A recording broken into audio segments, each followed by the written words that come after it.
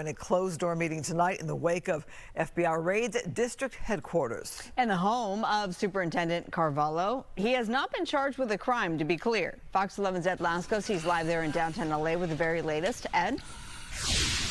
And Marla, as you ladies were talking, this closed-door meeting ending here just a few moments ago with one of the board's executive officers coming out saying they've ended their closed-door meeting, but they will resume it again tomorrow, 12:30 in the afternoon, right after noontime. They'll get back and talk again behind closed doors. Again, the subject continues to be that hot topic, the future of their superintendent, Alberto Carvalho. Let's get to it. To the video we go. This meeting hastily called in the last 24 hours. The board members show up at 4 o'clock this afternoon, and they only have one item on the agenda, and it's a personnel item as it's listed, talking about the general employment of their superintendent of schools. So then they dismiss at 4:15. They go behind closed doors, and they've been there for the last three and a half hours, just ending moments ago, deciding on what action to take. Of course, all of this follows just a day after those dramatic FBI raids targeting Carvalho's home down in San Pedro, and also his office here in the district's headquarters downtown, along with another property that was hit by the FBI raids over in Miami. Remember, Carvalho served as a superintendent of schools there in the Miami-Dade County school system for several years before coming here to LA back in 2022. And Carvalho, since all of this broke yesterday, really has disappeared. He hasn't been seen in public. In fact, his last public appearance, you're watching it right there on Fox 11 and Good Day LA. This was Tuesday morning. Carvalho showed up talking about the increase of the good scores, the good grades that the students here at LAUSD have been getting as they prepare to move on to college and higher education. So the superintendent Tuesday morning talking about that, saying the district has been doing a lot of good work under his guidance. And then the next day, Wednesday morning, the earth-shattering news of the FBI raids at Carvalho's home and his office down here at district headquarters as we come back out live. So again, the future of Carvalho unknown at this point. All we can tell you is that after three and a half hours of this closed-door meeting, the Board of Education ending that meeting and deciding they will come back here again tomorrow, 12:30, and begin another closed-door session on exactly what to do. But ladies, as you point out, it's a very strange, tenuous situation because Carvalho certainly hasn't been charged with a crime, and we even don't know the exact specifics on that raid itself because the affidavit's sealed by a judge. Of course, we've been reporting, everybody's been reporting the thoughts that it may be tied to that AI chatbot called Ed that the district bought back in 2024, and it was never really implemented by the district. It was supposed to be a learning advice for folks and children and students who might be having a little trouble, but it never was implemented, and that might be the target of those FBI raids. But again, all of it's still very unclear, as is the future of Carvalho here with the district. And still no talk of where he is, where Alberto Carvalho is. No sightings of him yet.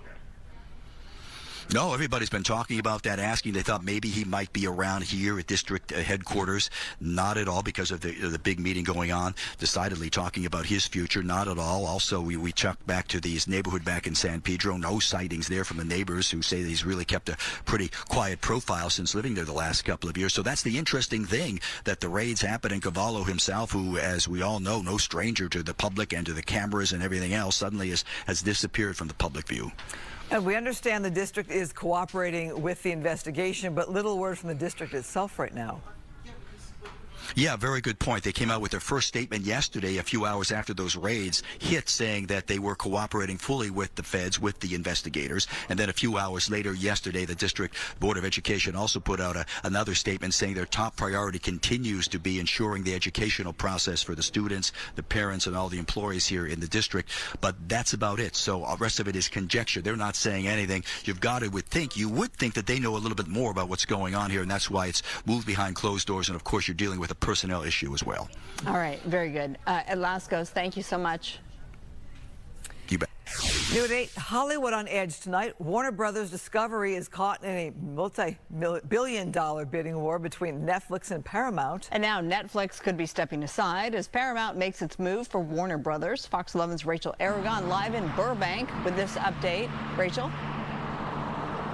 Tonight I spoke to several media and entertainment experts about this. Many of them, if not all of them, were shocked to hear Netflix now pulling back its bid to acquire Warner Brothers. Take a look here, breaking down everything that's happened in the last 24 hours. We know Warner Brothers now is weighing a new offer from Paramount Skydance. They're calling this a superior proposal to its current $82.7 billion merger agreement with Netflix.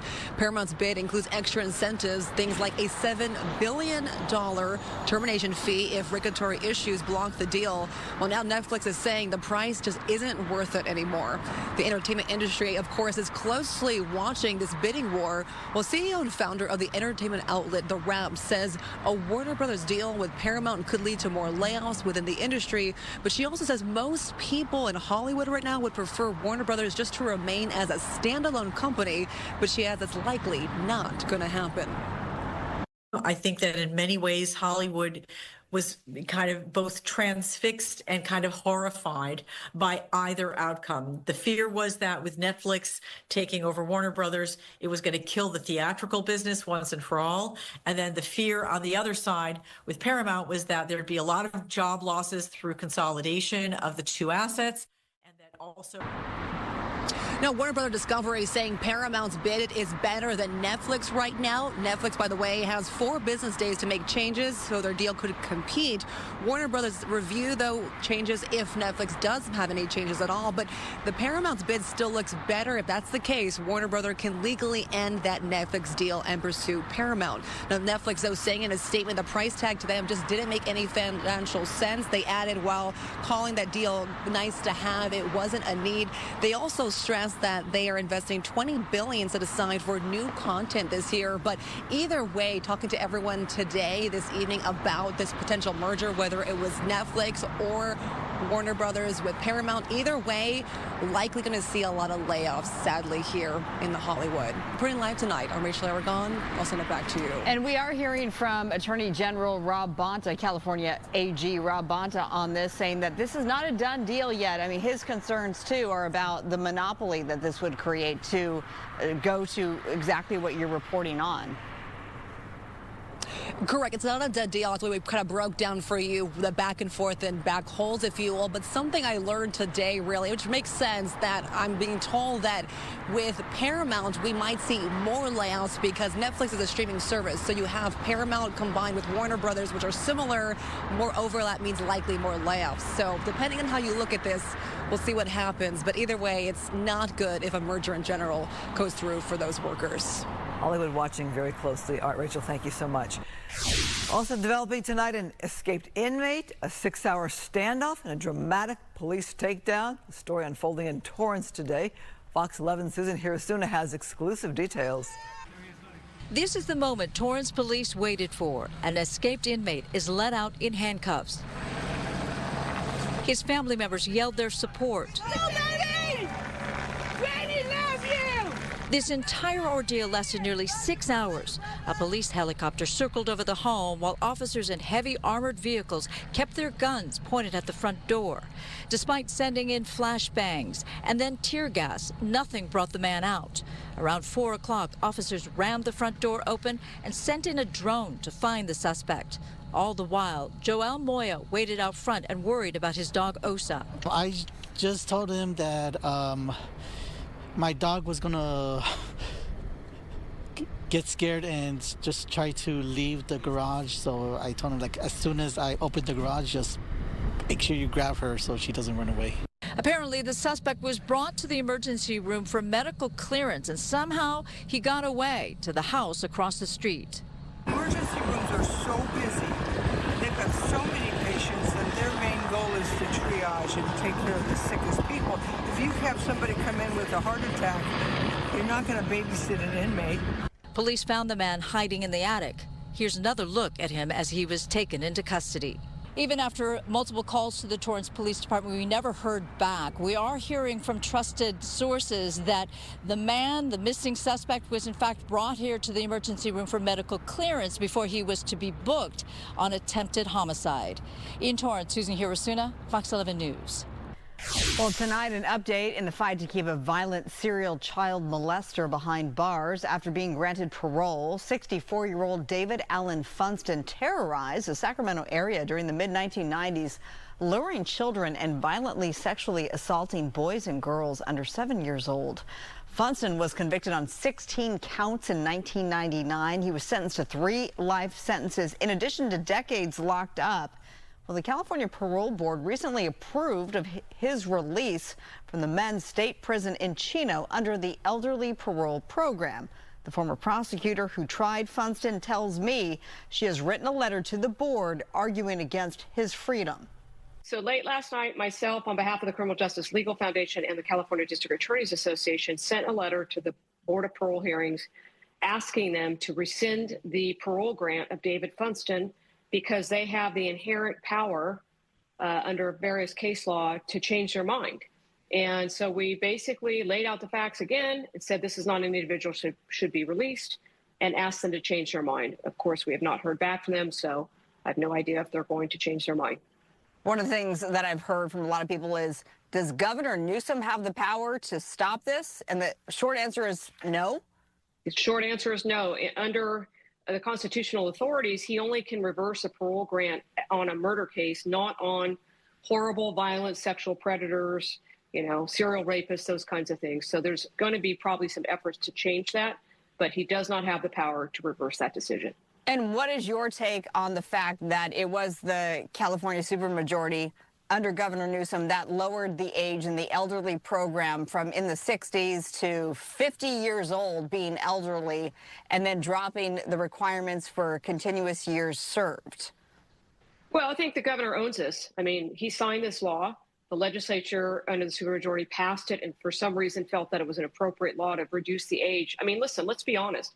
You got to be 62 to collect Social Security. You can't collect your pensions until much, much later. But we're willing to let violent sex offenders out of prison as early as 50 after only 20 years on 3 life terms. I mean, honestly, I think it shocks the conscience of all Californians, with the exception of our parole board, who thought it was okay. This guy could be let out from Chino. What would that look like in release if this does go through? Is he a free man 100%? Well, he would be on parole. And, I don't know what the parole conditions are, but one would believe that he's going to be deemed a very high, risk, potentially sex offender that's going, he'll have to register as a sex offender. He'll have to do check-ins, all those kinds of things. But again, it's our position he should not be released at all. Now, Governor Newsom's office says the governor asked the board to re-review its decision, saying Newsom does not agree with the outcome. But again, due to state law, Newsom does not have the power to overturn the board. A release date for Funston has not yet been announced. All right, still ahead at 8, an update on a disturbing story you saw first on Fox. 3 men repeatedly assault a local trans business owner. One of the men now charged with 11 felonies, including attempted murder. A live update coming up. He was well on his way to becoming one of the best, a hotshot. Now the firefighter up in the burn unit as doctors decide whether or not they're going to have to amputate his foot. His story, nothing short of a miracle. And you have to see it to believe it. I'm Haley Winslow. That story is up next. Well, Southern California bracing for a heat wave this week. We are expecting to see the peak of that heat arrive tomorrow. I'll have the details on how long it sticks around after this break.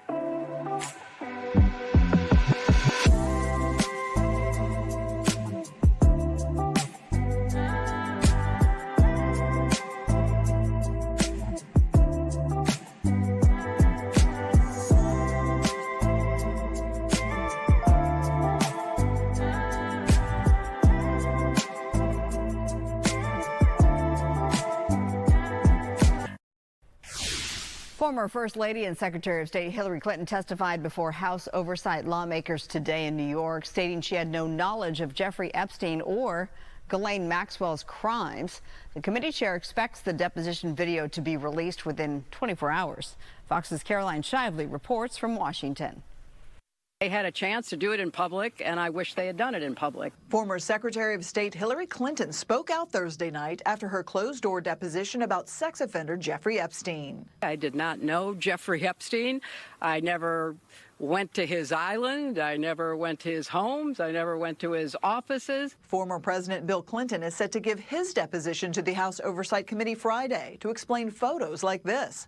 Mr. Clinton admits to socializing with Epstein and convicted sex trafficker Ghislaine Maxwell, but denies any criminal wrongdoing. You've got these pictures and hot tubs and these many flights records showing him with Epstein, but there's no direct evidence that he was involved with any of these underage girls. Thursday's deposition was paused for a time after Republican Congresswoman Lauren Boebert snapped a photo of Secretary Clinton against House rules and sent it to a conservative podcaster who posted it online. Why did you send the picture?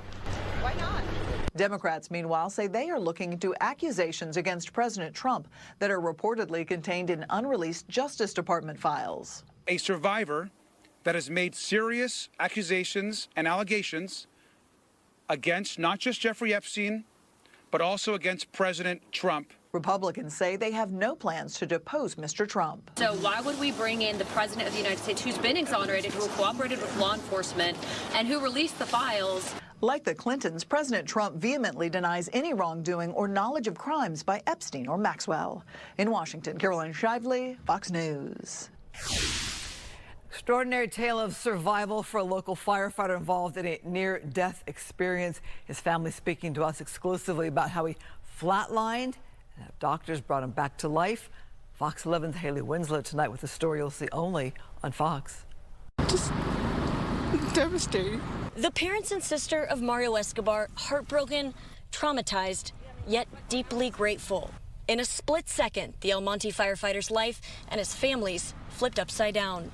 The 22-year-old's blue Honda Civic, unrecognizable, bursting into flames after plunging 800 feet down this cliff off Angeles Crest Highway in La Cañada Flint Ridge earlier this month. Escobar, training for fire season, well on his way to becoming a hotshot when the tragic accident occurred, surviving the plummet, screaming for help before going into cardiac arrest. They basically tell you that he flatlined and they brought him back to life. Is a miracle. LA County Sheriff's search and rescue airlifting Mario from the canyon to the hospital burn unit, his family getting the call. We just got in the car and left. We didn't know where we were going. We just said, let's just go to General. Did you get to say anything to him, or has he talked to you at all yet? Yeah, just I love you, Mom. I just tell him it's okay, babe. We're gonna get through this. Escobar fractured his neck, spine, and leg, lacerated a major artery, and shattered his ankle so severely the bone was exposed and infection set in. We're right now in the process of seeing if he might have to become an amputee. An unimaginable possibility, not only for his dreams fighting wildfires, but he's most upset at the thought of not being able to ride motorcycles with his dad. My brother's very, very thankful to be alive. That it was really, really bad. He's very lucky to be alive, essentially going down 800 feet. Off an embankment. Coming to terms with the long road ahead for him and his family. I just want to hold him and protect him all the time. Not being able to take him home with us. That, his mom says, is the hardest part, having to leave him here in the burn unit every night. You know, he had already given his fingerprints on his way to becoming a hotshot, and now up in the ICU as doctors decide whether or not they're going to have to amputate his foot. The bill's astronomical, as you can imagine. If you'd like to help out, there is a GoFundMe in Mario Escobar's name. I know the family would really appreciate it, and he has no idea what caused this accident. Mario doesn't remember anything from that day. Reporting in Boyle Heights, I'm Haley Winslow, Fox 11 News. Prayers to his family on healing. All right, coming up, we're going to have some fun right here. They have brought the funky since the 1970s, still getting their groove on. The VIP events, the Sultry dancers, while no longer on a TV show. I caught up with some of them to talk about their vital role in black culture. A story next.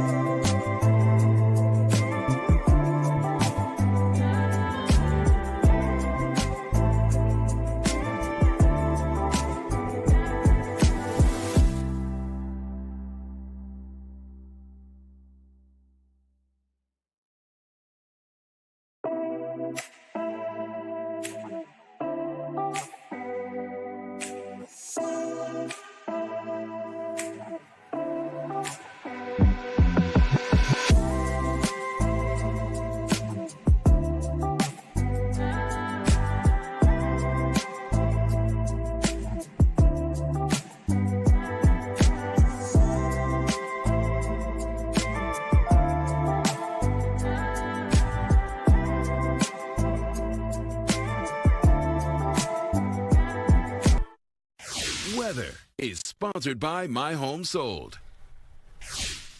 What a wonderfully warm week, if you like it warm in February. Star Harvey with our forecast. Yes, it has been incredibly warm today. We do have that mini heat wave arriving across the area for us to end out our week. In fact, as we do push over into tomorrow, we are expecting the peak of our heat to arrive as well. And some of that will roll over into our weekend before we start to see things cooling back off. We do have drier conditions here across the West Coast. We did have some moisture off to the Pacific Northwest, and we do still have some of that driving into areas across Point North. But otherwise, here across Southern California, we are protected by this high pressure system. Not just protected by that high pressure system, it has also allowed for the heat to come in. Also, again, by protecting, I mean keeping all of that moisture away. It was warm across a lot of the area today. We saw 80s as well as a few 90s as well. We are expecting that the heat will peak tomorrow for the downtown LA area. Some of our inland communities could see temperatures in the 90s. And if that does happen, for instance, areas like the downtown LA area could beat out old records or tie some records as well. We are still expecting that the warmth will stick around through the first half of our weekend, and then we start to cool off moving into Sunday as well as next week, although those temperatures are likely to still be above their averages. Here's a look at how impressively warm we got today. We had, wherever you see the oranges at, 80-degree temperatures, so across not just the Santa Clarita Valley, the San Fernando Valley, moving in and through the Inland Empire. And then we also saw those 90s where the red's at down into the Palm Springs area. Mountains still checked out in the 50s, and a lot of our coastline seeing those temperatures stretch across the 70s. Now moving over into tomorrow, you'll notice that that system, that disturbance is still sitting a ways away from us. And again, we do have high pressure that is allowing partially for that to happen. And so as we do roll over into the weekend, that moisture will make its way off to the north of us. It will miss Southern California. As we move into the weekend, we will also note that our high pressure system will be moving off to the east of us. And so that is what allows for our cooler pattern to go ahead and settle into place on Sunday. We'll also start to see some more of that cloud cover build in. And then again, as we do move into next week, we're expecting that those temperatures will be a little bit cooler, but we do remain under the dry conditions. Here's a look at our temperatures for tomorrow. Today, LA and portions of the Illinois County area did make it into the 80s. Our average is 68 degrees. For tomorrow, we are going for a shot at 90, and then you'll see moving into the early parts of the weekend, still holding on to those mid 80s. It won't be until Sunday that we start to see those temperatures drop back off, and then starting into next week, we'll be slightly closer to our averages for the LA area. The coastline, you're also going to see some of that heat tomorrow, sunshine in place. Yes, some of us will get some of that cloud cover as well. But then notice that the warmth will be sticking around for you as well for the next 2 days before we start to see those temperatures dipping back down into the 60s as early as next week. Another spot that will see some of those heated conditions is going to be across the valleys in the Inland Empire. We're going for a high near 92 degrees, still holding on to those upper 80s by the time we move into the first half of our weekend. By the end of the weekend, it's still going to be quite warm out there. We're just expecting that temperatures across the valleys in the Inland Empire will have made their way into the upper 70s to low 80s, and it will not be until we arrive at, I'd say, the start of next week that we start to see the valleys get those temperatures right around their averages. Not as warm across the mountains. Temperatures are expected moving into tomorrow to be in the 70s, and that drop off for you is going to look like your temperatures backing down into the 60s to finish out your weekend. Back to you. Jane. Still ahead, some Irvine residents dealing with an uneasy situation. What was found inside a home. Federal agents on high alert. Plus, 11 felony charges against a man accused of repeatedly assaulting a trans business owner. We hear from her about the update next.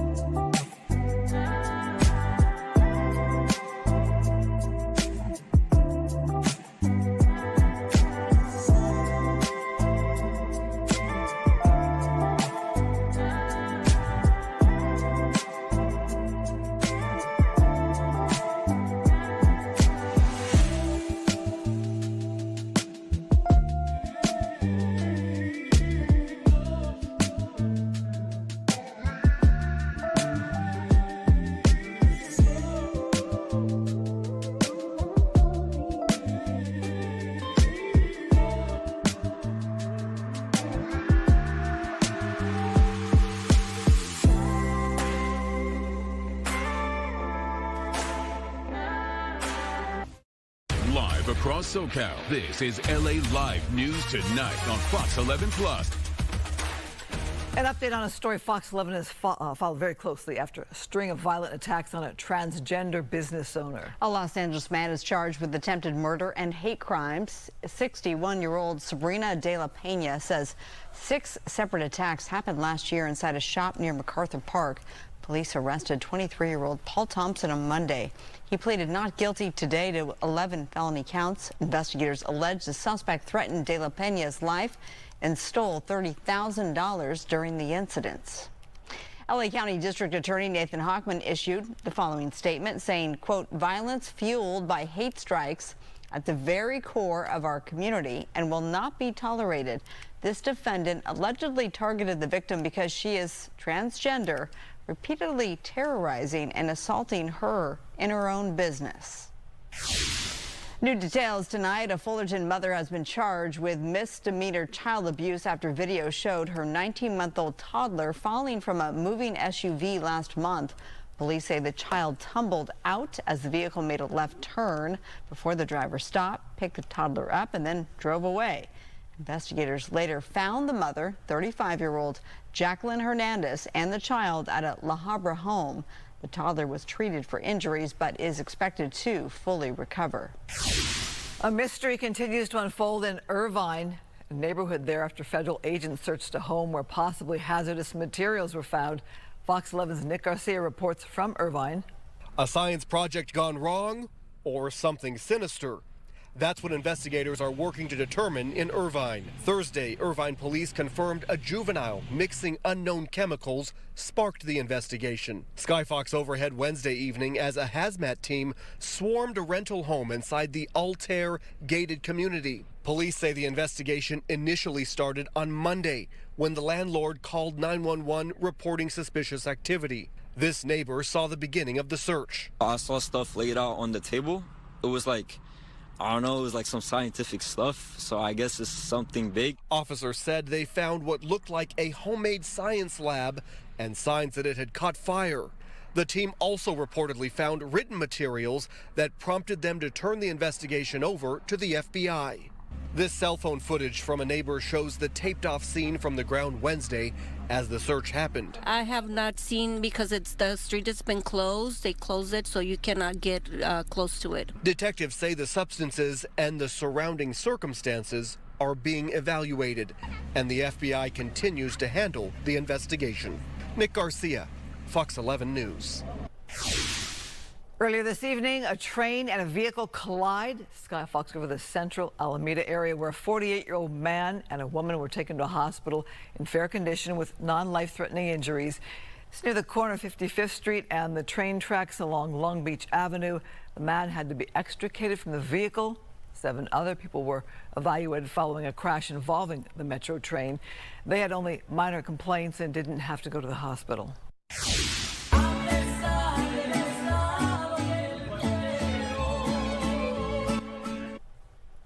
Music with a Mission, that's the name of a special program that brings music to the Midnight Mission in downtown LA. It's a program featuring Street Symphony's ensemble, Las Chorceras, aimed to share the healing power of live music with people who are homeless and near homelessness. You hear in this room is joy and hope and possibility. You know, so often people who live in Skid Row are seen as broken or lacking or wounded in some way. And what I see in this room is such absolute joy, not just from our audiences, but from the musicians themselves too. Vijay Gupta is the founder and artistic director of Street Symphony. He says this is a community of world-class musicians who have to date presented 3,000 free events over the last 16 years. If you do the math, that comes out to a free concert every other day for the last 16 years. More than 500 sixth graders got a hands-on lesson in STEAM at SoFi Stadium earlier today as the Hollywood Park Foundation hosted its STEAM Squad visit presented by Cedars-Sinai. Students toured the stadium. They heard from industry professionals, explored the Rams locker room, and took part in on-field science and engineering activities. It was all designed to inspire the next generation of innovators. The way they light up, their eyes are as wide as you can get. I mean, that's what SoFi Stadium can do for anybody that comes into this building, but children that are here for the first time, literally you can see them, you can hear them living literally their best day of their lives. This is the perfect example for all of these youth to come in and see how they can grow a career at such a young age, all the way up until through their professional lives. Organizers say they have more squad visits like this planned to keep inspiring local students through sports, science, and real-world career pathways.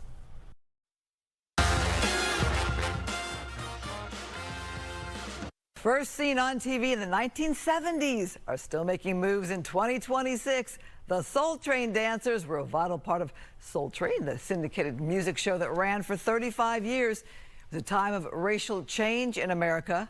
I met up with a group of them for tonight's Black Heritage Month story. An event made more funky thanks to the Soul Train dancers. The night is young, and you know I love to dance. That's comedic actress Tiffany Haddish hosting her She Ready Foundation annual prom. Its theme last year, Soul Train. I'm from Gary, Indiana, and Soul Train started out as a little local show. Okay, next, come on in. How do you Meet Soul Train dancer Reginald Thornton, Reggie. When I first started on Soul Train back in Chicago, I was about between 13 and 14 years old. Enter the Thelma Davis Martin. I'm one of the original OGs. I was there from the very first taping in 1971. Still shaking it, here's Sheila Lewis Perito. It was just a wonderful atmosphere just to step your foot in the studio. Make some room for Marcos de Santiago. The cultural impact of Soul Train dancers is a little bit more than I could even imagine. I get stopped about every 2 weeks, and it still amazes me because I don't look like I did when I was 60. And take your turn to meet Tony Briggs. It kept us out of the street. It really did. Soul Train, the musical variety show that was launched into syndication in 1971, was also part of a movement. The Civil Rights Movement. The Civil Rights Movement ended in 1968. Soul Train started to air nationally in 1971. So at that time, there wasn't a lot of black people on television. So to see black people on TV in all their beautiful glory was a great thing. With its sensational Soul Train dancers, every move was a moment in time that mattered.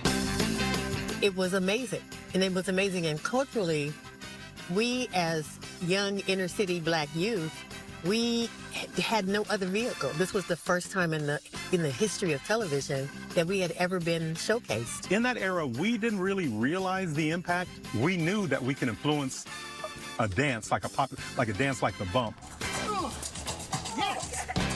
Yes, that bump. On Soul Train's YouTube channel, the many musical artists that graced its stages. I love Soul Train because I got a chance to dance with Janet Jackson.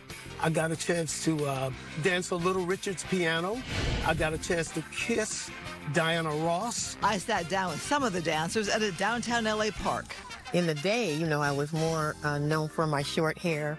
You know. Gorgeous still? Yeah, I'm just wearing it, you know, trying to keep it busy. Fabulous. Thelma was a local girl who got the gig. I was a student at Manual Arts High School, and they were passing out flyers to the different high schools in the city, and they were looking for dancers. We thank you for joining us. We thank our very exciting guest, Gladys Knight in the pit. Soul Train was hosted and produced by the late Don Cornelius. Back in the days, I was known for the matching hat and the one piece. Don Cornelius himself gave me the name Sheila the Diva because of my fashion. Dancer Tamichi would leave the show and become a designer. I was designing for some of everybody from James Brown to Vanity to the Mary Jane Girls. One claim to fame, Tamichi designed the MC Hammer pants. One of my most iconic outfits is the pants that MC Hammer wore. I created those pants out of a set of my mother's curtains, and the Soul Train dancers wore them first. The city of LA being a city of events, so when the Soul Train dancers turned up at some charity events I was at, I had to get my groove on. It's time to have some soul at the She Ready Foundation prom. Back to the Tiffany Haddish benefit for foster youth. Yep, that's me in a short curly wig. Haddish getting a Soul Train line dance going. Guests knew how to groove, but the pros. I used to practice for a couple of hours with my dance partner, you know, at home and a lot of the other ones. So when we did a line, it would be on point. It's one thing to party, but to tape a TV show with extremely long hours is another. You told me that there's a secret for when you're dancing so long that you're exhausted. Yes. So stand in one spot and don't move your feet, but move the top part of your body. Tell me. So feet don't move. Nope. Just the top moves, right? The feet stay, and you get through how many hours a day? from like 10 in the morning till about 10 or 11 at night. In this era, they're Soul Train jackets taking us back in time. I get chilled just to think about it. Because it was just amazing. A black show around the whole world. So much fun, right? Soul Train would run from 1971 to 2006, with BET hosting the former Soul Train Awards. Obviously, you were a viewer. Yes, I saw their jackets. I ran right up to them. Oh my gosh, you guys. What was the most surprising thing to you? Just they were so young. Yes. A lot of them were in high school when they did That's amazing. this. Yeah, and they had to wait in line to kind of get cast, so to speak. There'd be long lines around the building. So for them to get picked, there were like hundreds of them. There were a lot of them, but they're so much fun. I love you heard me remark on the MC Hammer pants, too. Pretty cool, Well, he's right? from the Bay Area, so, you know, Yeah, well, we all love the Hammer pants, Oh, yeah, right? They please, were Hammer, fun, right? don't hurt him. All right, coming up, we're checking in with meteorologist Star Harvey. Yeah, I remember some days, some parties, and we still do the Soul Train line. So some awesomeness there. We do have some more heat headed this way. It does arrive just in time for tomorrow. I'll have the details on how long it sticks around after this break.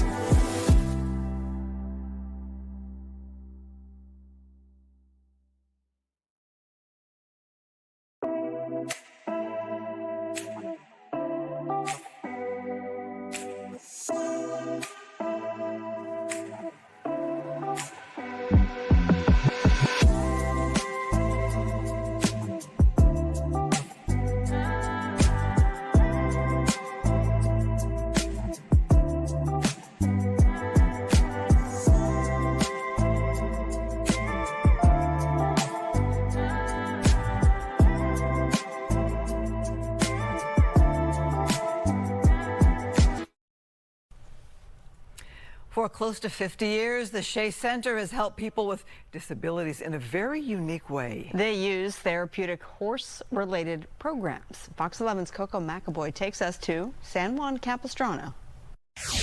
We are here at the Shea Center in San Juan Capistrano. This has been a staple for almost 50 years, helping people with therapy. It's really a therapy facility on 8 acres.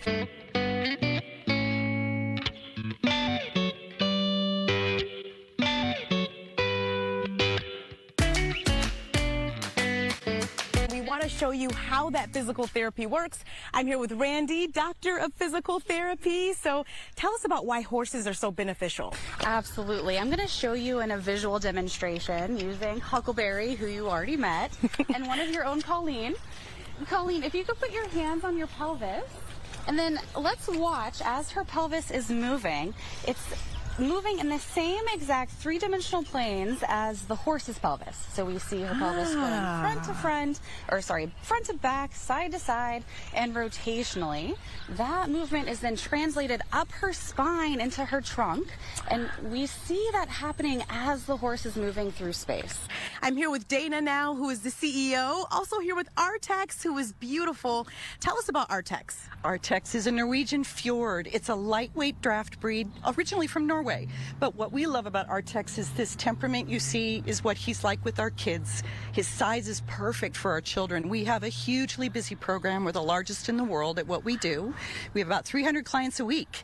And so because of that, we need tremendous volunteerism. What we do is we help people of all abilities or disabilities learn to walk, learn to talk, learn to be their best selves. We have a really robust combat veteran PTSD program, and we work with combat vets who have served our country, and it's our privilege to serve them. Again, an amazing facility on 8 acres, helping kids as young as 2. Their oldest client right now is 80 years old, but on record, their oldest client was 101 years old. So helping a lot of people throughout the community. I'll send it back to you. Hi. The power of animals. They do amazing work. They really do. All right, let's check in with meteorologist Star Harvey now. We're talking about a big-time heat up.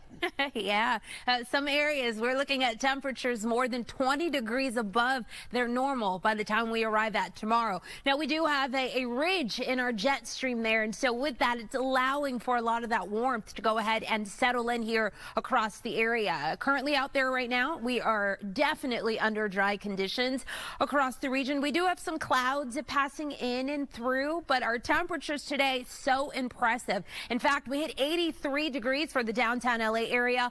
That is 15 degrees above our normal. Our normal is 68 degrees. You do the math right there, or you don't have to because I did it for you, right? As we move over into tomorrow, we're expecting our temperatures to be about 22 degrees above that normal number for the LA area. Now, today is not the only day that we happen to see our temperatures well above their averages. I can tell you out of this month and the 28 days that we have, 17 of those have been above their averages. We've only had 9 days where our temperatures did dip below their averages, and we are also going to finish out this month pretty strong with our temperatures again in the 90s as well as the 80s.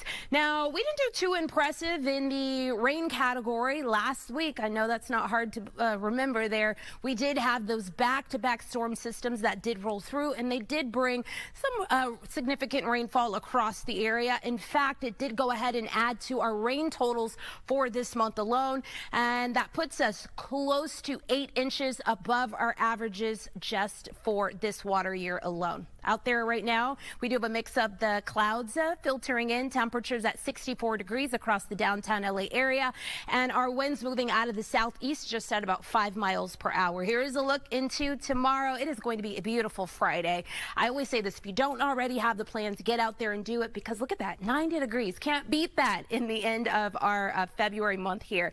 Rolling over into our weekend, still going to be gorgeous out there. We will see those temperatures take a little bit of a decline, so a cooling trend is expected to arrive at the end of the weekend and then push into the following week. I can tell you that even with that cooling trend arriving, we are still going to see our temperatures above their averages as we move into next week. I do want to refocus back up to the valleys in the Inland Empire. 92 degrees for tomorrow. You'll be in the upper 80s for the start of your weekend, upper 70s to low 80s by Sunday, and then those temperatures again sliding down into the 70s for you. Will not be as warm across the mountains. You'll still get a fair share of some heat as well. Temperatures shooting to about 71 degrees to finish out your work week. And then this weekend, they are going to cool off, still going to be in the upper 60s for the start. And then by the time we move on over to Sunday, those temperatures dipping down into the low 60s. And last but not least, the coastline. A lot of people have already been flocking to the beach this week. Tomorrow's not a bad day to do that. We're looking at temperatures of 80 degrees, and then for this weekend, we will settle back down into the low to mid 70s. Back to you. I'm going to be at the beach this weekend or riding the bike. I know you're probably going for a run. I would love to go for a run, yes. All right, we still have more news ahead at 8. But first, here's a preview of what's coming up at 9. Explosive depositions tonight from LA City firefighters. The video released by the attorneys of Palisades fire victims may help paint a picture of what's happened leading up to the Palisades fire. Plus, Snoop Dogg's Doggy Land, teaching today's kids online, and now it's expanding into books. I sit down with the co-creator and his daughter to talk about the series and its popularity. Ahead at 9.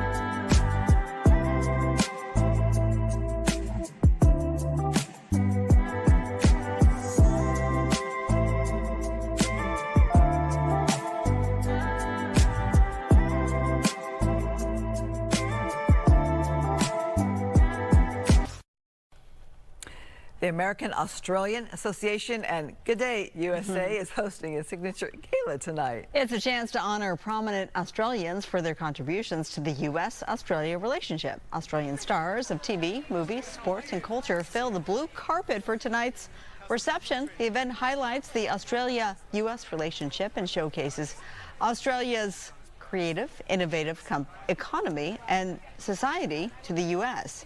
Olympic gold medalist Ian Thorpe received the Global Impact Award, recognizing his extraordinary athletic legacy and ongoing influence beyond sport. We compete against Americans, and there is a bit of a rivalry that is there. The reality is we're friends, outside of it. I'm catching up with some of my American friends tonight that I grew up with. And that's a really neat part of sport, that we have the opportunity to be able to do it. Established in 1948, the American Australian Association is a privately funded nonprofit organization that has awarded millions of dollars in support of scholars, veterans, artists, and leaders. Happening in Los Angeles tonight.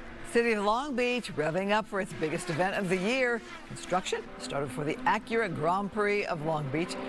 Racetrack crews are building a temporary 2-mile track, moving 2,400 concrete blocks, fencing, and grandstands.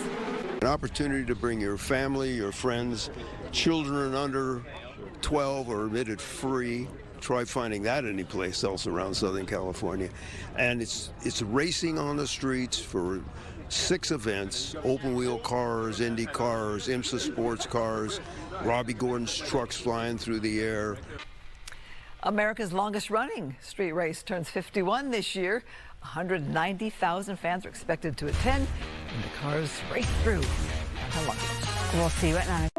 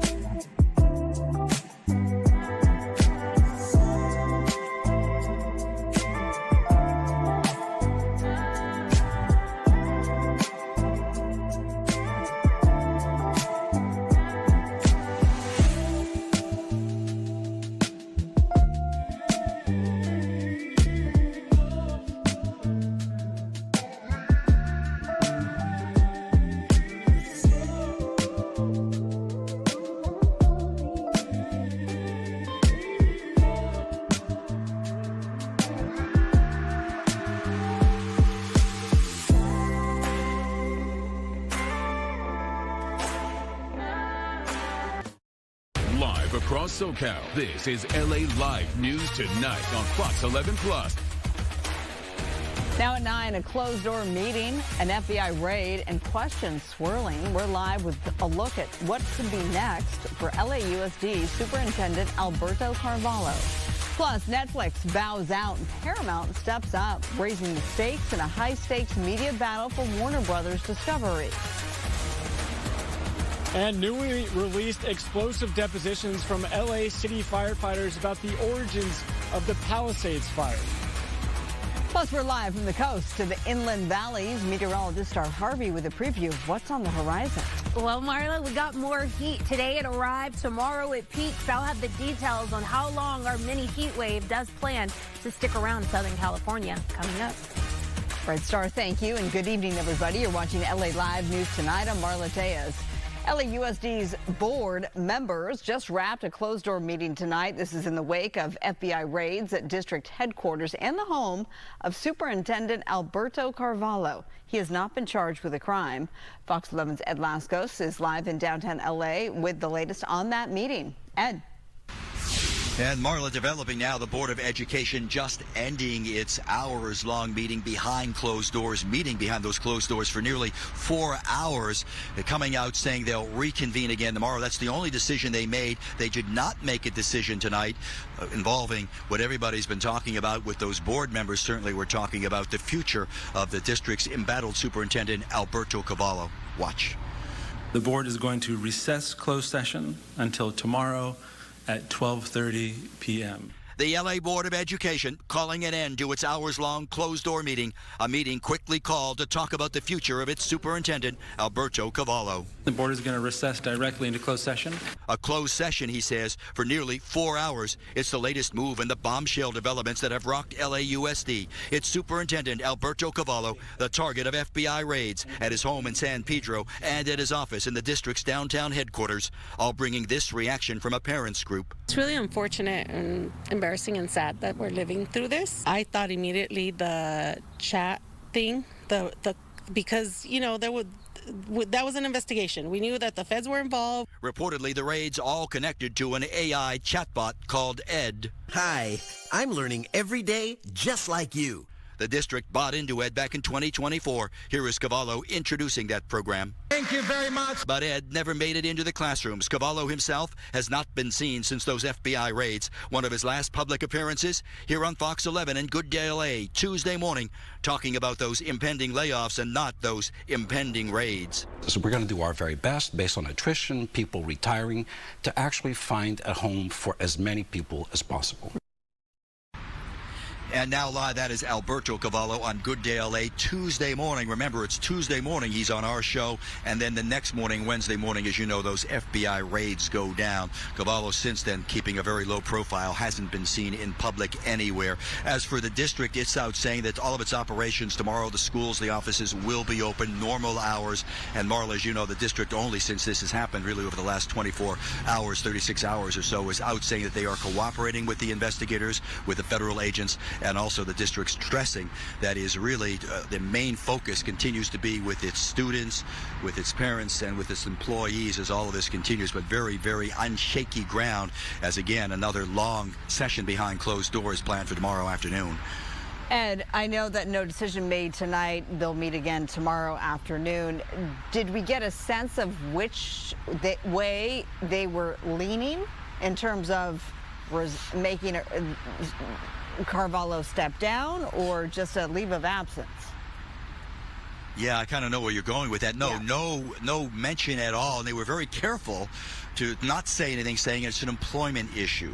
However, when you think about this and reasoning, common sense, we've seen this many, many times before. Usually if it's a quick meeting, you think they make a decision and it might be sort of a slap on the wrist, arguably, debatably. But in this case, nearly 4 hours. They can't make a decision tonight. They say they're coming back tomorrow to continue their discussions. So you got to think there's something bigger at play here in terms of what they're going to do with Mr. Carvalho. Yeah, in the meantime, no one's seen or heard from him. So more to come tomorrow. Yeah. Ed Lascos, thank you. Lights, camera, corporate drama. Warner Brothers Discovery is caught in a $1 billion bidding war between Netflix and Paramount. Now Netflix could be hitting pause as Paramount pushes play. Fox 11's Rachel Aragon live in Burbank with the details for us. Rachel? Yeah, Marla, I spoke to many people in the entertainment industry and here in Hollywood, many of them shocked to hear that Netflix now pulling back that major bid to acquire Warner Brothers. Take a look here, breaking down everything that's happened in the last 24 hours. The reason Netflix is now pulling back is because Warner Brothers now saying it's weighing a new offer from Paramount Skydance, calling that offer a superior proposal to its current $82.7 billion merger agreement with Netflix. Well, Paramount's bid includes extra incentives, things like a $7 billion termination fee if regulatory issues block the deal. Now, Netflix says right now the price just isn't worth it anymore. The entertainment industry is closely watching this bidding war. Well, I spoke to CEO and founder of the entertainment outlet The Wrap, and she says a Warner Brothers deal with Paramount could lead to more layoffs within the industry.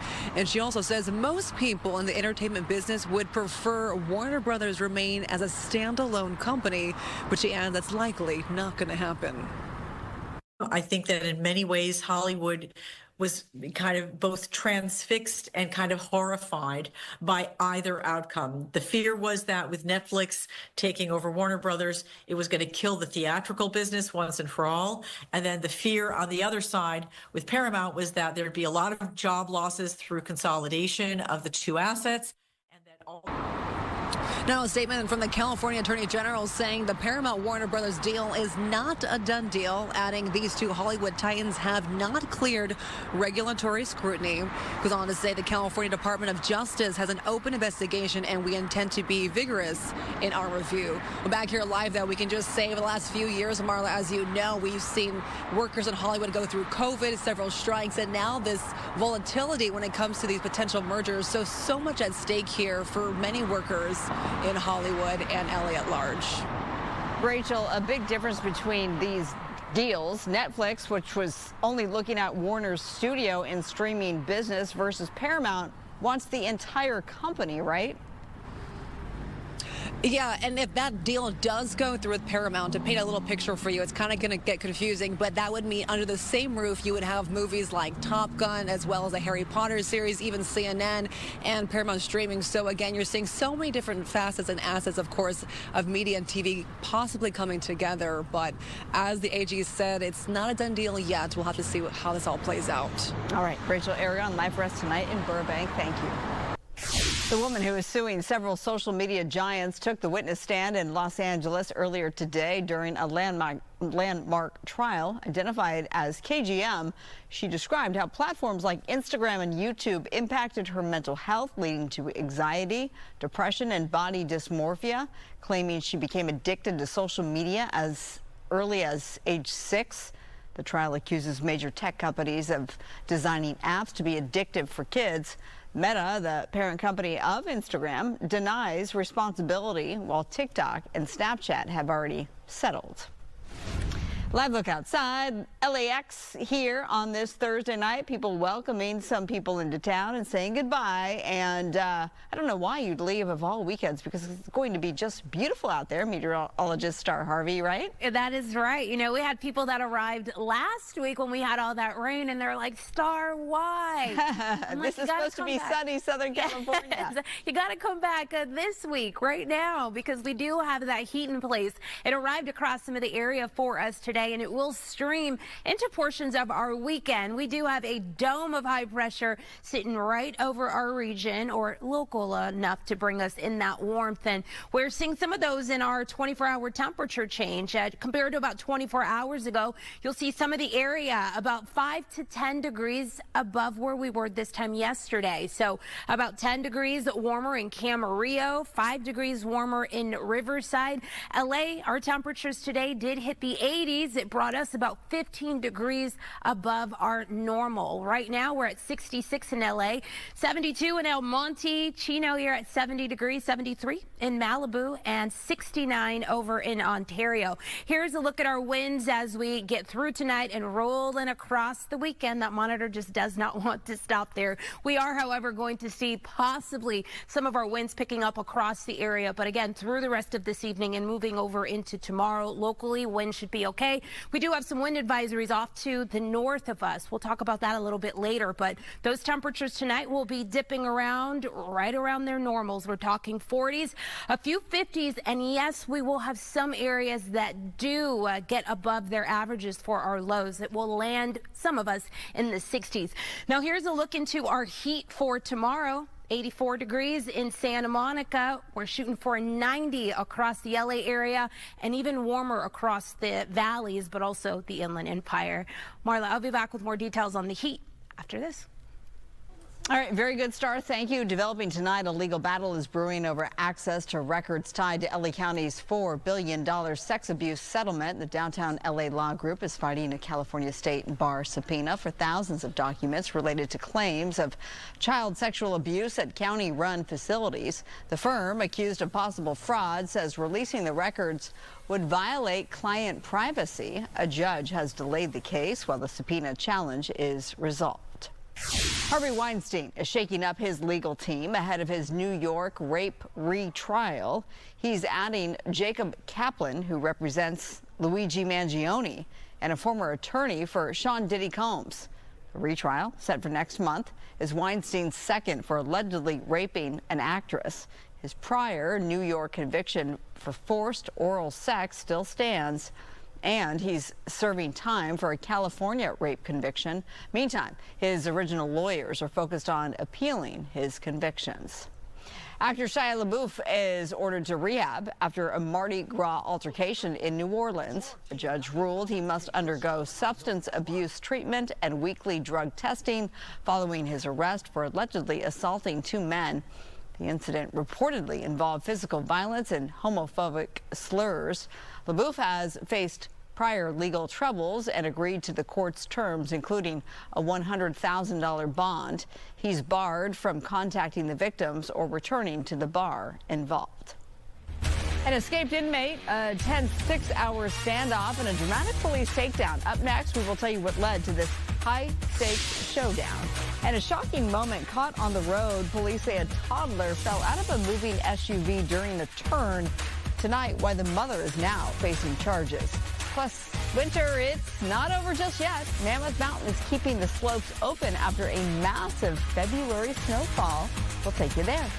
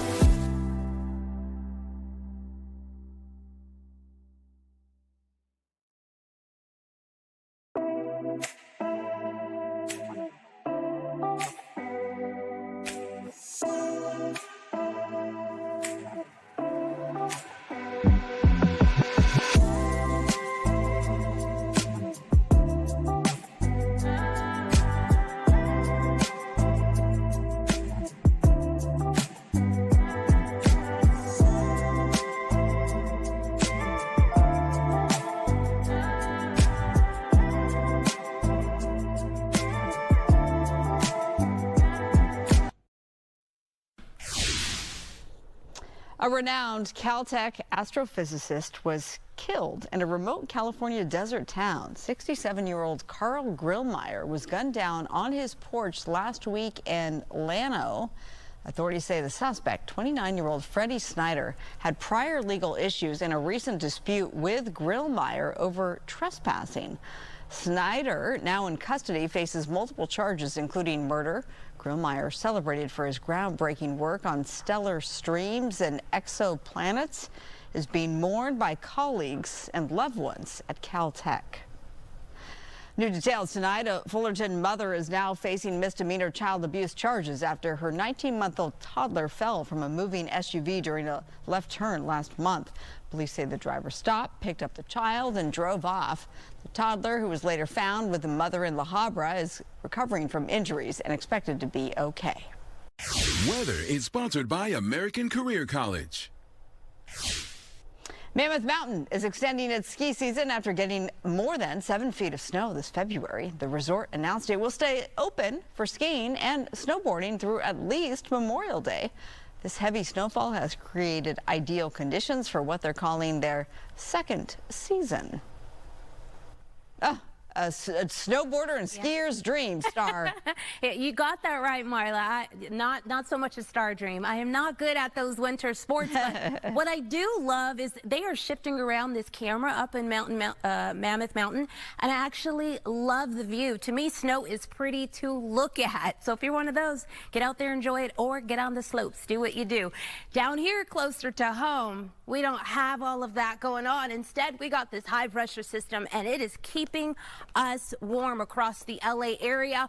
As we do move through the rest of this week, the heat will also come along with us. In fact, we're expecting the heat to peak tomorrow, where some of our temperatures, yes, into the inland areas, could see those temps in the 90s. That means that LA, we have a record of 88 degrees. We're likely going to break that record, set some new records. It will still be very warm and nice on Saturday, and then as we do get to the end of our weekend, Sunday moving into next week, we are going to see a cooler trend move in, but this still is going to keep our temperatures above their average. A reminder, average for the LA area at this time is 68 degrees. Today, we came in 15 degrees above that. We are not the only ones that did impressive in the temperature department today. We had some 80-degree temperatures everywhere that you see orange at here on our model. So across the Santa Clarita Valley into the San Fernando Valley, in and through LA, over to the east of us, across the Inland Empire, and then a coastline. We had 70 stretching up from Ventura down through our LA coastline and into Orange County as well. And of course, we can't leave out our low deserts. You had those temperatures in the 90s, so you surpassed most of us through today, but we will have 90s across a lot more of the area moving into tomorrow. The reason being, again, is because of our dome of high pressure.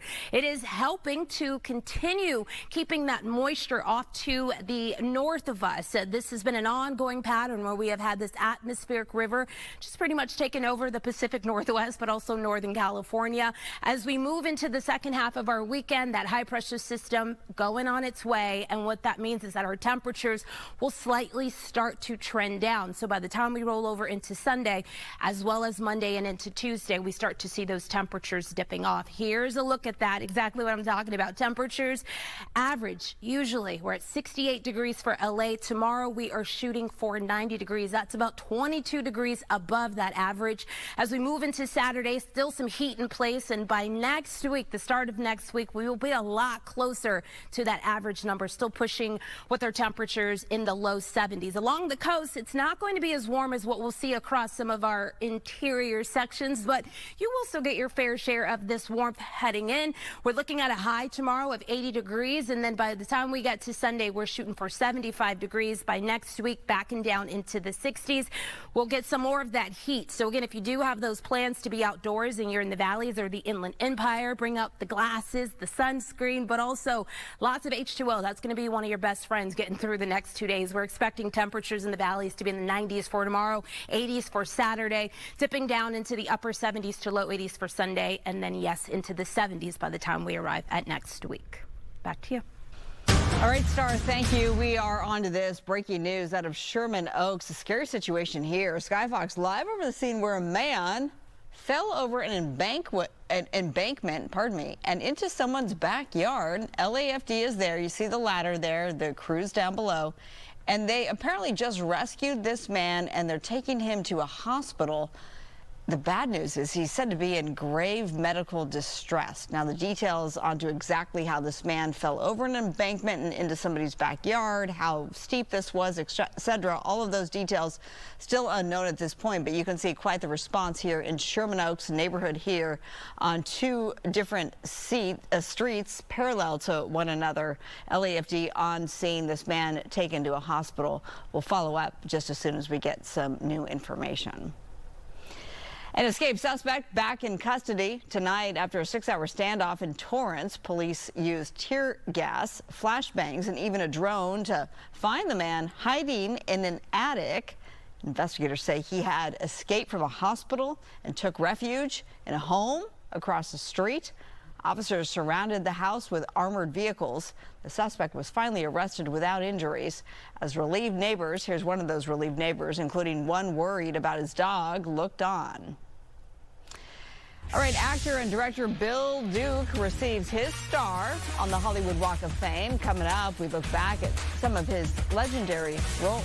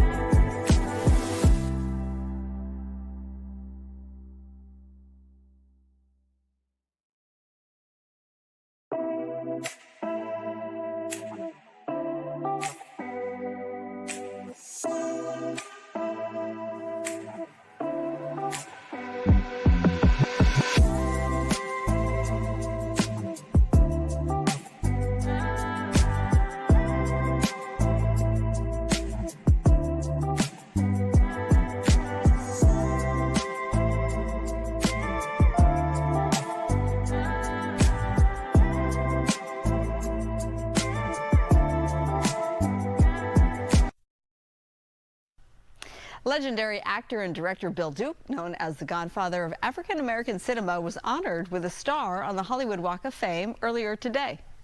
I was born in a small town in upstate New York called Poughkeepsie, New York. Yes. With parents who, with discipline, guided my way to this star.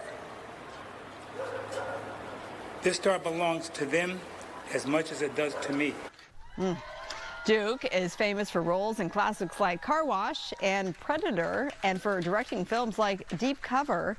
His star, by the way, if you want to visit, it's near the corner of Hollywood and Argyle. And today was also his 83rd birthday. Happy birthday and congratulations.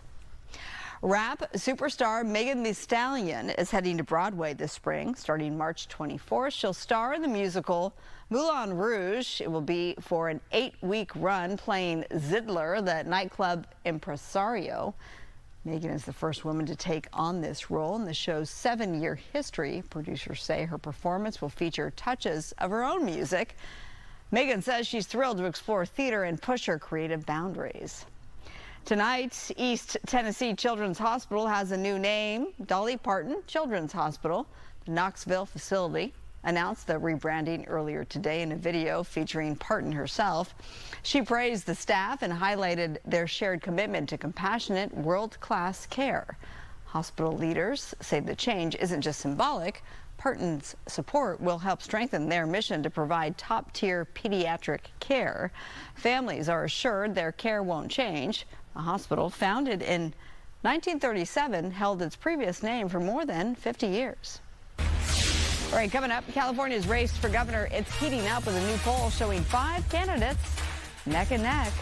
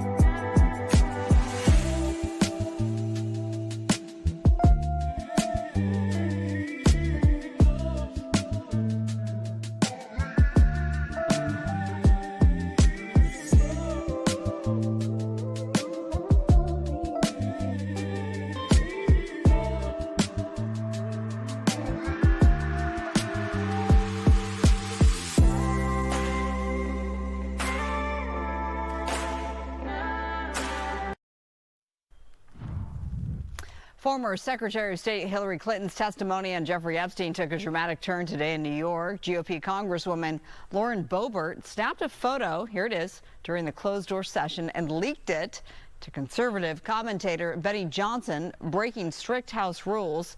Well, the deposition paused briefly but then later resumed, with Clinton denying knowledge of Epstein's crimes.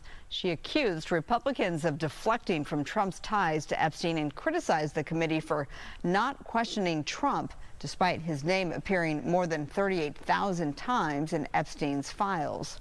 Well, Chairman from Kentucky, James Comer, says the investigation aims to expose Jeffrey Epstein's network and strengthen laws against human trafficking. The Clintons initially resisted testifying but agreed after facing possible contempt charges.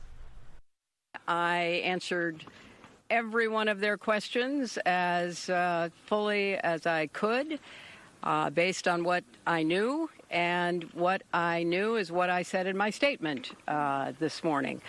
I never met Jeffrey Epstein, never had any connection or communication with him.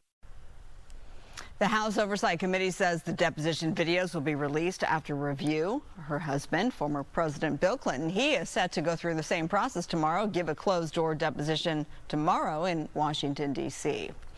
Developing tonight, the Federal Reserve is pushing back against Justice Department subpoenas. According to the Wall Street Journal, U.S. Attorney Jeanine Pirro is investigating whether Fed Chair Jerome Powell misled Congress last summer about renovation costs. Powell calls the probe improper and politically motivated. The Fed is now asking a judge to block the subpoenas as Pirro insists the investigation is about accountability, not politics. More than 32.6 million viewers watched President Trump's State of the Union address Tuesday night. This is according to Nielsen. The speech drew Trump's smallest audience of his annual addresses to Congress. It was also the longest in recorded history, lasting 107 minutes. 15 networks carried the speech, with Fox News drawing the largest audience, followed by ABC and NBC. California's race to replace Governor Gavin Newsom is tightening, with a new PPIC poll showing 3 Democrats and 2 Republicans separated by just 4 points ahead of the June primary. Democrats Katie Porter, Eric Swalwell, Tom Steyer, and Republicans Chad Bianco and Steve Hilton are statistically tied in this crowded field. Voter concerns over cost of living are emerging as a defining issue, as 9 Democrats split the vote under the state's top 2 primary system. There are folks in this race who are polling 1%, 2%, 3%. They're not getting a lot of fundraising support. And so if you're not doing better in the polls, if you're not able to bring in money to pay your team, those candidates are probably having hard conversations with their teams about, is it time to step aside and to say, you know, we gave it a shot, but this just isn't our race. Meantime, billionaire developer Rick Caruso endorses San Jose Mayor Matt Mahan in the race for governor. In a video posted online, Caruso called Mahan one of the brightest and most capable leaders. So I just want to say very clearly that I am honored that I can endorse Matt Mahan for governor. He's the only candidate that's come down and walked the burn areas, listened to the people, understood it. He's also the only candidate for governor that has had a track record of success on the private sector side and a track record of success on the public side. All right, so that was from today, with Mahan visiting Caruso in the Palisades area. And as he said, he walked through the Palisades fire burn zone.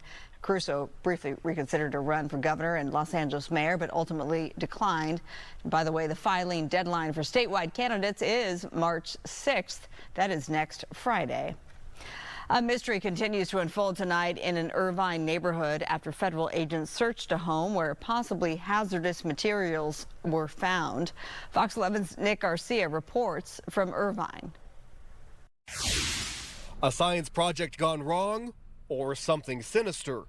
That's what investigators are working to determine in Irvine. Thursday, Irvine police confirmed a juvenile mixing unknown chemicals sparked the investigation. Skyfox overhead Wednesday evening as a hazmat team swarmed a rental home inside the Altair gated community. Police say the investigation initially started on Monday when the landlord called 911 reporting suspicious activity. This neighbor saw the beginning of the search. I saw stuff laid out on the table. It was like, I don't know, it was like some scientific stuff, so I guess it's something big. Officers said they found what looked like a homemade science lab and signs that it had caught fire. The team also reportedly found written materials that prompted them to turn the investigation over to the FBI. This cell phone footage from a neighbor shows the taped-off scene from the ground Wednesday as the search happened. I have not seen, because the street has been closed. They closed it so you cannot get close to it. Detectives say the substances and the surrounding circumstances are being evaluated, and the FBI continues to handle the investigation. Nick Garcia, Fox 11 News. Well, new tonight, explosive depositions released from LA City firefighters. The video edited and released by the attorneys of Palisades fire victims may help paint a picture of what happened leading up to the Palisades fire. Fox 11's Matthew Seedorf, he's live tonight with this update. Matthew? Well, Marwa, this is something that fire victims have been waiting months to hear. We're now hearing from firefighters about possibly what happened leading up to the deadly Palisades fire. I haven't really spoken much on it because it kind of sits heavy with me that nobody listened to me. For the first time, depositions from Los Angeles firefighters are now public, revealing what they say happened with the Lockman fire, later becoming known as the deadly Palisades fire. I haven't seen anybody step up and take responsibility. Early New Year's morning, the initial Lockman fire burned about 8 acres. Fire line came right up to here. The next day, it was declared contained and crews packed up. There was like red hot like coals that was still smoldering, and I even heard crackling. One firefighter testifies he urged others to stay and douse hot spots. I was like, hey guys, are you seeing what I'm seeing? Like, maybe we should be charging these lines instead of picking them up. And then they just kind of looked at it and were like, huh. Where you guys are at is state park land, right? Yes, sir. Depositions also describe conversations with California State Park staff who firefighters say told them they'd monitor the area. They'll have state park people looking at this area. And he had stated he's going to be here for a couple of days, him and his crew patrolling the area. And that was on the 1st, correct? Yes. Did you ever return to the scene of the fire after the 1st? No. It's possible that these LA City firefighters left thinking that the state was going to be watching the remnants of the Lockman fire. That's exactly what the state park representatives that were there at the Lockman fire burn scar told the LAFD. Just days later, in roughly the same spot, the Palisades fire erupted out of control, burning roughly 6,000 buildings and killing 12 people. I'll go ahead and say it. I saw some stuff that didn't line up with what I saw coming out from my leaders. ATF. Attorneys say this is just the first wave of testimony, with more depositions expected as lawsuits multiply. Seeing the city of Los Angeles suing the state, SoCal Gas suing the state, multiple insurance carriers suing the state. The Palisades fire would not have happened if the state had managed its property correctly. So just a few minutes ago, I got a response from Cal State Parks, basically firing back, calling this video deceptively edited by the attorneys. And by law, the fire response is the responsibility of the Los Angeles City Fire Department. California State Parks is not a firefighting agency. It does not direct fire response. Reporting live downtown tonight, Matthew Seedorf, Fox 11 News. All right, Matthew, thank you. New at 9 tonight, the Trump administration is releasing over $5 billion in disaster aid, but not everyone will get that money. Here in California, we're still waiting on over $1 billion for wildfire recovery. Other Democratic-led states like Minnesota and Colorado are also awaiting disaster funding. Some suggest political clashes may be to blame, though Homeland Security denies it, saying decisions are based on results. FEMA says the funding, covering projects up to 15 years old, is a big win, despite delays caused by new approval rules. Meantime, state lawmakers are continuing to push for that federal aid. Assembly members Jackie Irwin and John Harabedian introduced AJR 27, calling on the president and Congress to deliver disaster relief. The state has already provided $2.5 billion, and officials say federal support is essential for full recovery. Well, this all comes as LA County is working to build a partnership with the Trump administration. Earlier tonight, I spoke with LA County Supervisor Catherine Barger about that. You did spend your morning with Environmental Protection Agency Administrator Lee Zeldin in your district. How does this help the recovery process that's been plagued? Well, President Trump appointing the EPA Administrator Zeldin to be the point person has been a game changer. And he's been out here twice now, and we have discussed what the expectations are. You know, the executive order that the president released highlighted the fact that many have not submitted for permits. So the EPA staff are now embedded with the county teams and making direct calls to the Eden fire survivors to better understand the obstacles. And they are mortgage forbearance, lack of insurance payments to the delays, and paying for the overall cost of rebuilding. This helps us provide President Trump and Administrator Zeldin with the information that they need so that we can begin to really address what's going on with the survivors. Okay, I don't want to confuse the issue, and I want to make clear to our viewers. So obviously that was LA Mayor Karen Bass, who's handling the Palisades fire. That is her with Zeldin in file video, as we call it. So relatively recently, but not today. So you spent time with him. You know, speaking of Mayor Bass and even our governor, Governor Newsom, you could say that they have more contentious relationships with the Trump administration. What lesson or what's your message to them in terms of creating a working relationship with the Trump administration on how that could help LA County residents recover quicker? Strong partnerships produce real results. and are the only way forward. We saw that initially when the fires were put out, and we needed the EPA and the Army Corps to come in. And because of President Trump adding additional resources, that was done in, from what I'm told, fastest debris removal in U.S. history. And that is because we work together. And that remains my commitment. We need the federal government. There is no question about it. And it's important for us to put politics aside as it relates to what is going on at the state and work with this administration. And the fact that he has appointed the director to come out here, the administrator to come out here, tells me that this is a priority for him. Our thanks to Catherine Barger for joining me earlier tonight. Still ahead tonight, a second chance. We head to Big Bear to check in with Jackie and Shadow and their newly laid egg. And I love this. Snoop Dogg's Doggy Land is already a hit with kids on YouTube and even on tour, but now it's heading to books. We have some special guests on set to tell us how this colorful crew of singing pups is making story time so unique, and it is so popular. We'll talk about that. Star, I can't wait. Oh, I can't wait either. I met our two new friends here, and of course you'll get to check them out as well. We also have high pressure swinging in this heat through the rest of this week. I'll have the details on how long the hot weather is expected to stick around after this break.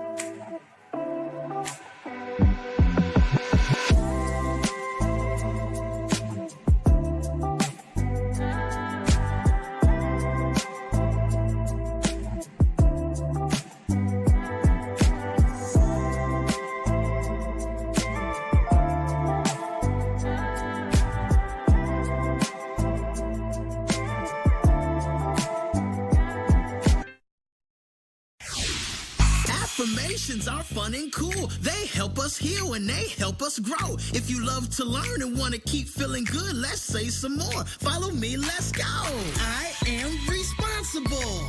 I am responsible.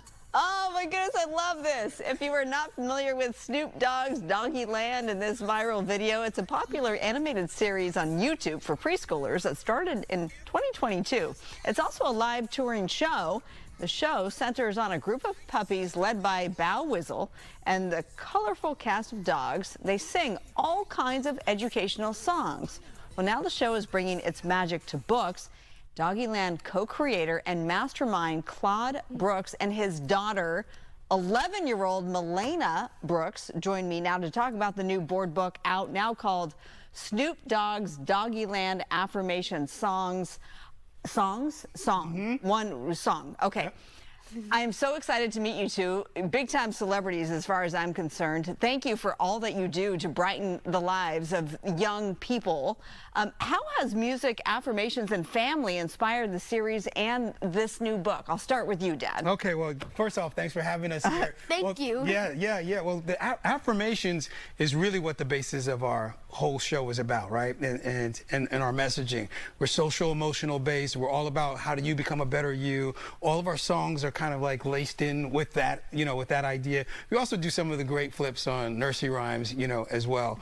But what we're finding is, if you're just putting affirmations kind of like out there and doing it in a fun, kind of cool way like we do, it really just lifts you. And we're seeing that adults are actually leaning into it just as much as their kids. And some of the videos that you see like on Instagram, some of the reels, it's just adults. Where are the kids? It's just them going, yes, we finally got something to talk to our inner child. It really proves the power of positive thinking and positivity. Milena, you're 11 years old, as mentioned. You do some of the vocals.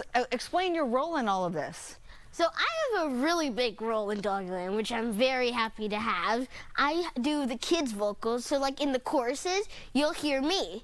And I also have my own character. Her name is Rolla. This is her stuffy. So Rolla, as in she's on roller skates. She's a roller skating pup. Can you give us a line? One of your lines? Am I putting you on the spot? Are you able to do that? Why don't you do a little rap, a little Rolla rap? I'll do the rap. Okay. I treat life like a skating rink. When I'm on the move, sometimes it's bumpy, sometimes it's smooth. Just choose your speed with a style and go. 4 wheels of freedom, spin with rhythm and flow. I put the roller in the roller skate to orchestrate and motivate. I'm cold in a plate of grace, floating on a frozen lake. Every day I'm hustling and bustling in every way to elevate. I never stray, I'm getting better every day. High five over here. So you can just imagine, I'm proud dad. Oh my God. And the affirmation song came about. So when Snoop and I, we've been friends for over 20 years. I was just going to ask, how did this collaboration come I about? also produced like other shows. One of the other shows I produced years ago, it's called Lyricist Lounge, which was on MTV, and Snoop was on that. And that's like, and we became buddies. And after the show, we started just doing other projects. But as it was about 3-4 years ago when we started doing Doggyland. Oh, yeah. So I also have another kid show called Hip Hop Harry, and that was having a big spike during COVID.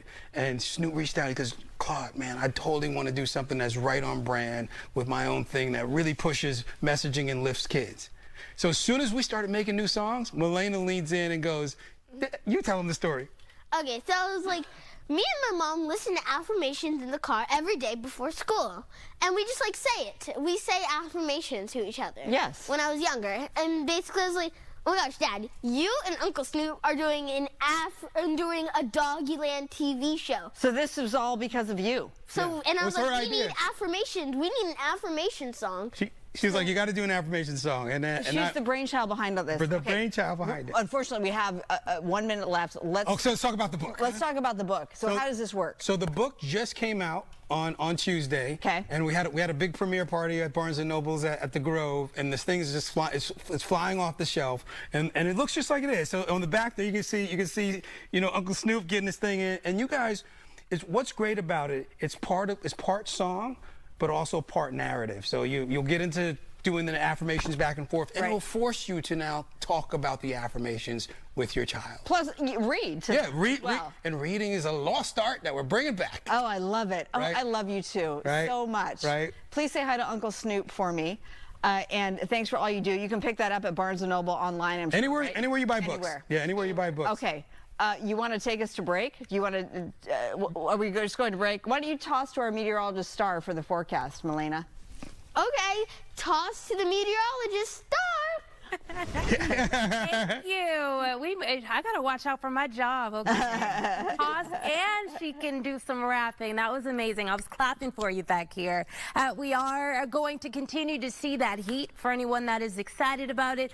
I do enjoy a little bit of it, and I can tell you it's sticking around a little bit longer. Out there right now, we're under dry conditions. We do have some clouds filtering in and across the area. Our highs for today hit 83 degrees. You can see that is well above our normal of 68 degrees, about 15-degree difference there. Now, as we move into tomorrow, we're expected to be higher than that 83, which means that we are once again going to get above our normal. In fact, tomorrow we're looking to be more than 20 degrees above our averages. And not just today did we see that heat.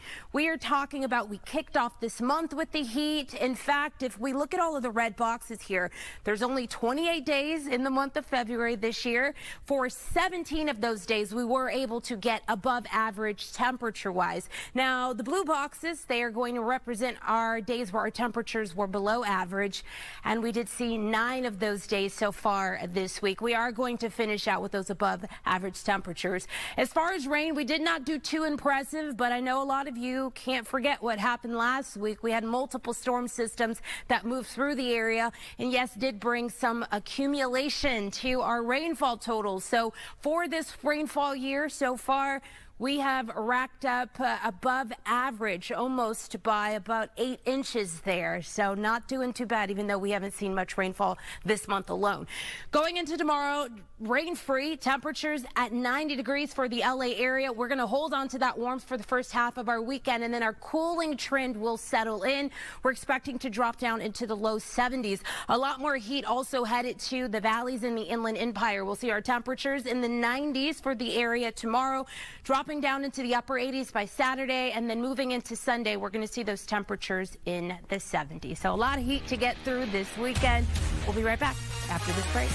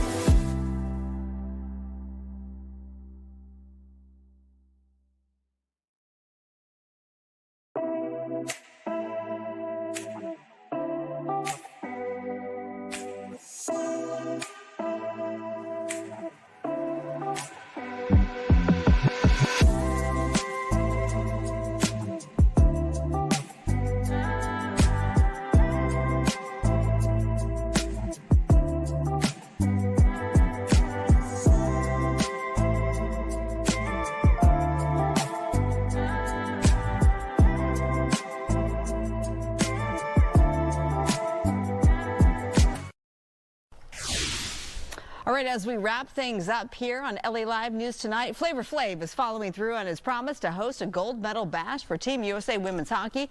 The rapper has launched a GoFundMe to help fund a She Got Game celebration weekend in Las Vegas following the team's gold medal win in Milan. Organizers say money raised will support the event and go directly to the players and who attend. The fundraiser collected thousands of dollars within minutes of going live. What a great idea. Okay, Jackie and Shadow, the beloved Big Bear Eagles, are starting fresh with a second clutch. This morning, Jackie was spotted incubating a newly laid egg while Shadow brought a stick to the nest, carefully placing it to support her. Their teamwork and resilience remind us of nature's beauty and second chances. So let's go ahead and take you live there now at the nest. Live look, there's one of them. So, producer Brooke, they have now then two eggs then? Is that what we're hearing? So the newly laid eggs is in addition to the newly laid egg from last week? Okay. Oh, it's still one. Okay, so it is one. And by the way, a clutch of eggs can be 1 to 3 eggs. I learned that tonight. That's a new phrase for me. I'm becoming an eagle egg expert following Jackie and Shadow. That does it for us on LA Live News Tonight. Christine Devine.